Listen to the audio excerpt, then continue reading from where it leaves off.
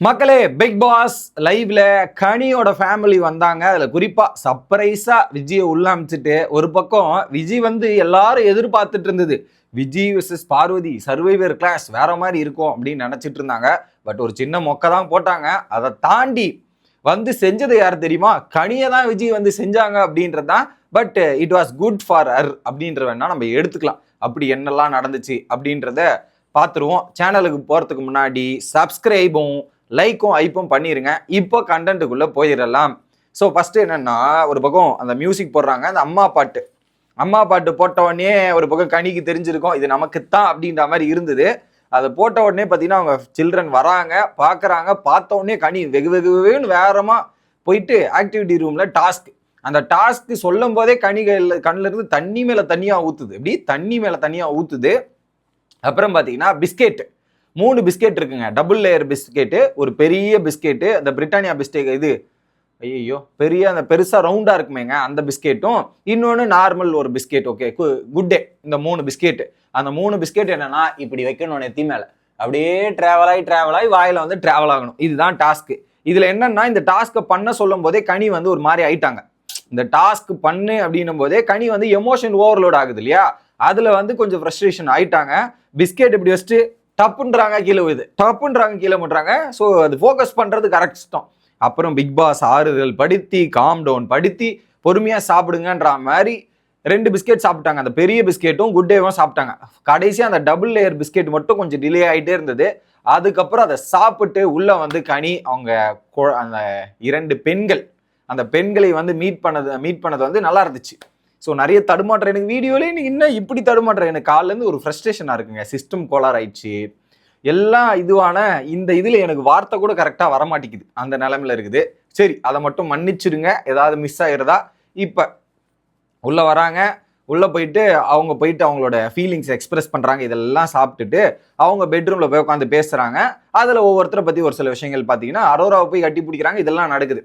அடுத்தது என்ன பண்ணுறாங்க, சர்ப்ரைஸாக அந்த இது ஆக்டிவிட்டி ரூம் இருக்குல்ல, ஆக்டிவிட்டி ஸ்டோர் ரூம், இப்போ கரெக்டாக சொல்கிறேன், ஸ்டோர் ரூம். அந்த ஸ்டோர் ரூமில் வராங்க. விஜய் சர்ப்ரைஸாக எடுத்துகிட்டு போய் விஜய் ரிவீல் பண்ணுவோன்னே அவங்க ஒரு மாதிரி எமோஷனலாக பிரேக் டவுன் ஆகிட்டாங்க. ஏன்னா அப்பா வரலையா அப்படின்னு கேட்டிருந்தாங்க, வரல. ஆனால் கண்டிப்பாக விஜய் எடுத்துகிட்டு வருவாங்கன்னு தெரியும். ஏன்னா சேனலுக்கு விஜய் வந்தால் டிஆர்பின்றதால விஜய் கரெக்டாக வந்துட்டு டேரெக்டாக போய் பேசிட்டு வீடெல்லாம் சுற்றி பார்க்குறாங்க. நடுவில் விஜயக்கா அப்படின்றத வந்தோடனே பார்வதி ஒரு பக்கம் சரண்டர், ஸ்டார்டிங்லேயே சரண்டர் ஆகிட்டாங்க பார்வதி. கொஞ்சம் அப்புறம் நம்ம 2 பேர் தனியாக பேசிக்கலாம், ஓகே உடனே பாரு நீ யாருன்னு எனக்கு தெரியும் பாரு அப்படின்ற மாதிரி விஜய் அங்கே கவுண்டர் போட்டு கம்முன்னு போயிட்டாங்க. நம்ம தனியாக பேசிக்கலாம். ஸோ எப்படி பார்வதியோட ஆட்டம் வந்து சத்தமாக கேட்கும்ல, விஜய் வந்தவொடனே அதெல்லாம் காணும், அப்படியே சைலண்டாக ஷட்டில் ஆகிட்டாங்க பாரு அப்படின்றது நம்மளால பார்க்க முடியுது. ஏன்னா அப்படி அடுத்து வந்து சொல்றாங்க கமருதீனும் கனியோட பாண்டிங் ரொம்ப ஷட்டிலா இருக்கு, வினோத் மற்றும் கமருதீனோட பாண்டு கியூட்டா இருக்குன்ற மாதிரி பேசி நிறைய கலாய்ச்சிட்டு இருக்காங்க. யார் அந்த அக்கா தங்கச்சி பாண்டிங் இருக்குல்ல, அதுல கலாய்க்கிறாங்க. நல்லா இருக்கு. அதுல வந்து அப்போ சொல்றாங்க கனி சொல்றாங்க, விஜய் இந்த வீட்டுக்கு நீ தாண்டி சரியான ஆளு, பக்காவா பண்ற போல இருக்கே, பயங்கரமான ஆள்றி நீ அப்படின்ற மாதிரி சொல்லி முடிச்சுட்டு வா 2 பேரும் தனியா போய் பேசலான்ற மாதிரி கார்டன் ஏரியால உட்கார வச்சு பேசுறாங்க. ஓகே, வந்தவொடனே இந்த கேமை பத்தி உனக்கு என்ன புரிதல் இருக்கு, என்ன புரிஞ்சு வச்சிருக்க சொல்லு அப்படின்ற மாதிரி ஃபர்ஸ்ட் கனிகிட்ட கேட்கறாங்க. நான் வெளியிருந்து பார்க்கும்போது இது கேம் வந்து வேற மாதிரி இருக்கு, வேற மாதிரி இருந்துன்னு யோசிச்சேன். பட் இங்க வந்து பார்க்கும்போது இது வந்து கொஞ்சம் வேற மாதிரி இருக்குதான், எனக்கு ஒரு புதுசா ஒரு ஃபீல் கிடைச்சது. நான் எடுத்த உடனே நான் பிளான் போட்டுலாம் போல, ஒவ்வொரு ஸ்டெப்பா முன் வச்சு போயிட்டு இருக்கேன். டே பை டே பெட்டர் ஆயிட்டு இருக்கேன் அப்படின்ற மாதிரி ஓப்பனா சொல்லிடுறாங்க. ஓகே, இதுல நீ எது கரெக்டா பாக்குற, எது தப்பா பாக்குறன்ற ஒரு கிளாரிட்டி கொடுக்க அப்படின்ற ஒரு கேள்வி, உனக்கு எது தப்பா போகுதுன்னு நினைக்கிறேன்ற ஒரு கேள்வியை விஜய் கேட்கறாங்க.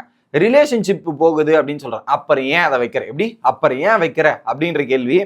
இல்ல வெளியே வந்து அக்கா தம்பி ரிலேஷன்ஸ் இந்த மாதிரி இது போயிடும், அது வேற மாதிரி போயிடும். பட் வெளியேன்றது வெளியே அப்படி போய் சேர்றதால நம்மள மாத்திக்க முடியாது இல்லையா, நமக்குள்ள இருக்கிற உண்மையான ஃபீலிங்ஸை மாற்ற முடியாது, இதெல்லாம் பண்ண முடியாதுன்ற மாதிரி சொல்றாங்க. ஓகே, நான் அப்புறம் டாஸ்க்லாம் நான் யாருக்கும் விட்டு கொடுக்கல, இதெல்லாம் பண்ணல, எடுத்துட்டு வரல, டாஸ்க் எல்லாம் எடுத்துட்டு வரல அப்படின்ற மாதிரி சொல்றாங்க. உடனே விஜய் என்ன சொல்றாங்க, இவ்வளோ கையாட்டுக்கான இடத்துல டூ மச்சா தான் இருக்கும் இந்த இடத்துல. பட் நீங்க நான் லைவ் ஓப்பன் பண்ணி பார்த்தாவே நீ விக்கல்ஸ் கிட்ட ஷேர் பண்ற நிறைய விஷயங்கள் தான் இருக்கு. ஓகே, அது மட்டும் கேம் கிடையாது, இது ஒரு எக்ஸ்பீரியன்ஸ். இந்த வீட்டுக்கானது மட்டும், இந்த வீட்டை விட்டு போனா இந்த எக்ஸ்பீரியன்ஸ் கிடைக்காது. ஆனா விக்கல்ஸ் கிட்ட பேசுறதோ, சபரி கிட்ட பேசுறதோ, வெளியே வந்து உன்னால பேச முடியும்க்கா. இந்த இடத்துல ஒரு பெரிய வாய்ப்பு இது, இந்த வாய்ப்பை பயன்படுத்தி இதை விடாத அப்படின்ற மாதிரி சொல்லிடுறாங்க. உடனே விக்கல்ஸ் பிளே பண்றானா, ஆமா அப்படின்ற மாதிரி சொல்லி முடிச்சிட்டாங்க. ஓகே, உனக்கும் ஸ்கோப் தெரியும்க்கா, பாருவோட கேம் புரிதல் உனக்கு நிறைய இருக்கு. பாருவோட உனக்கு கேம் புரியல், வாழ்க்கை புரிதல் இதெல்லாமே இருக்கு. பாரு கத்துறது மட்டும் கேம் கிடையாதுன்றதையும் அவங்க தெளிவுபடுத்திடுறாங்க.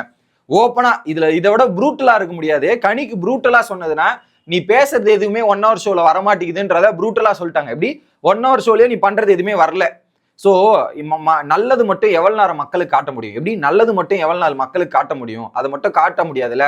ஸ்மார்ட் டு பி பிரசன்டட், ஸ்மார்ட்டா இரு, எப்படின்றத நீ யோசிச்சுக்கோ அப்படின்றத சொல்லிடுறாங்க. 3 weeks, இன்னும் 3 weeks தான் இருக்கு. அந்த 3 weeksல நீ ஸ்டோரியை கிரியேட் பண்ணு, கிவ் யுவர் பெஸ்ட்.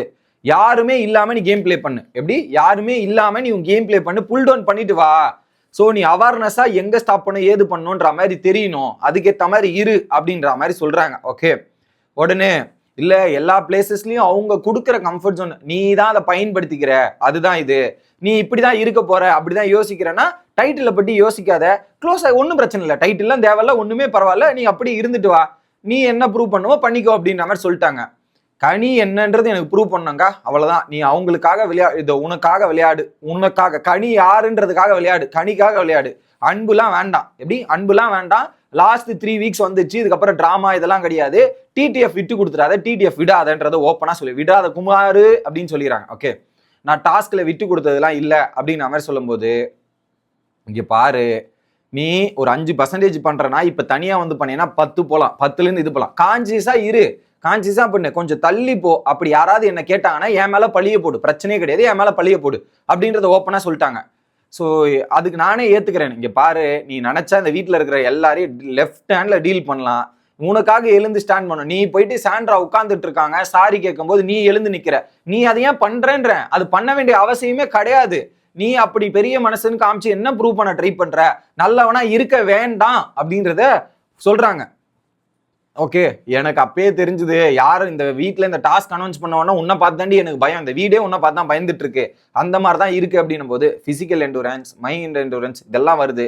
நீ ஹாப்பியா வச்சுக்கோ, இந்த வாய்ப்பெல்லாம் ஈஸியா கிடைக்காது, இந்த டாஸ்க்லாம் ஸ்லிப் பண்ணிடாத, என்னை விட ஸ்ட்ராங் பிளேயர் நீ, என்னை விட ஸ்ட்ராங் பிளேயர் நீ, விட்டு கொடுக்காத அப்படின்ற மாதிரி ஓப்பனா சொல்லிடுறாங்க. ஓகே, இந்த பாரு, கண்டென்ட் கிவ் பண்ணும், ஜாலியா இரு, இதெல்லாம் பண்ணும், ஸ்ட்ரெஸ்ஸே இல்லாம கேம் விளையாடு, ஸ்ட்ரெஸ் இருந்தால் அதை ஒதுக்கி வச்சுட்டு கேம் விளையாடு. எனக்கு கிடைக்காத வாய்ப்பு. விஜயோட ஆழமான பாயிண்ட் என்னன்னா, விஜயோட 40 நாள் தான் வைல்ட் கார்டுல வந்து Vijay finalist, second runner up. இப்போ என்னை விட உனக்கு பெரிய வாய்ப்பு கிடைச்சிருக்கு, இத்தனை நாள் ஸ்டே பண்ணிருக்கேன், அந்த வாய்ப்பை எப்படி பயன்படுத்திருக்கலாம் தெரியுமா? இப்ப என்னால பண்ண முடியாது, எனக்காக நீ பண்ணு, உன் ஹஸ்பண்டுக்காக நீ பண்ணுன்ற மாதிரி பயங்கரமா பேசி மோட்டிவேட் பண்ணிருக்காங்க. இது கனிக்கு தேவையான அட்வைஸ் தான் அப்படின்றதுல எனக்கு மாற்றுக்கிறதே கிடையாது. அதை தாண்டி அவங்க ஹஸ்பண்டை பத்தி பேசும்போது கனி மூஞ்சில ஒரு சந்தோஷமோ ஒரு பிரகாசம் தெரிஞ்சது பாருங்க, தட் வாஸ் கியூட் மொமெண்ட். கனிக்காக ப்ராமிஸ் பண்ணியிருக்கேன், அதை அவர் வெளியே உட்காந்து இப்போ பிடிச்சிருக்கேன், நான் கனியோட ஃபேன் இல்லை, எனக்கு திருவோட ஃபேனுன்ற மாதிரி அவங்க தங்கச்சி சொன்னதெல்லாம் பிளாஸ்டா இருந்துச்சு. நீங்க என்ன நினைக்கிறீங்கன்றதை கமெண்ட் பண்ணுங்க. அடுத்த வீடியோல வந்து சந்திக்கிறேன். Bye guys.